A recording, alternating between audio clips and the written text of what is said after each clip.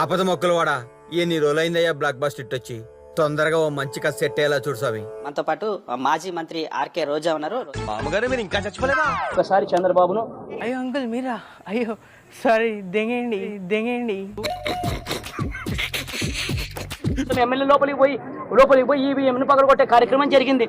నోరెత్తక book కుక్కేస్తాం దేవసాలోడా. దొంగ కేసులు పెడతా ఉన్నారు, వాళ్ళే కొడతారు, మన ఇటువైపున కేసులు పెడతా ఉన్నారు. ఒకసారి చంద్రబాబును ఈసారి హెచ్చరిస్తున్నామని కూడా చెప్తా ఉన్నాం. ఈసారి కోరడం లేదు, హెచ్చరిస్తున్నామని కూడా చెప్తా ఉన్నాం.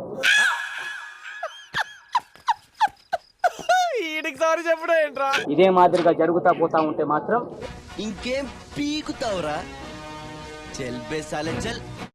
ఎవరైనా కూడా ఊరుకునే కార్యక్రమం జరగదు. రియాక్షన్ అనేది ఖచ్చితంగా ఉంటుందని కూడా. అయ్య బాబోయ్, అలా భయపెట్టకండి అంకుల్. ఏదో చిన్న పిల్లలు ఇలాగే బ్రతకనివ్వండి అంకుల్ ప్లీజ్. ఒకటే అన్నారు కదా మనల్ని. ఇందాక ఏంట్రా అన్నావు? అది నేను చెప్తా. నాకు శాసనం అన్నవాడిని శాసనసభ గేటు కూడా తాకనీయలేదు. మా అసెంబ్లీ గేటును కూడా తాకలేమన్నారు. నమస్తే.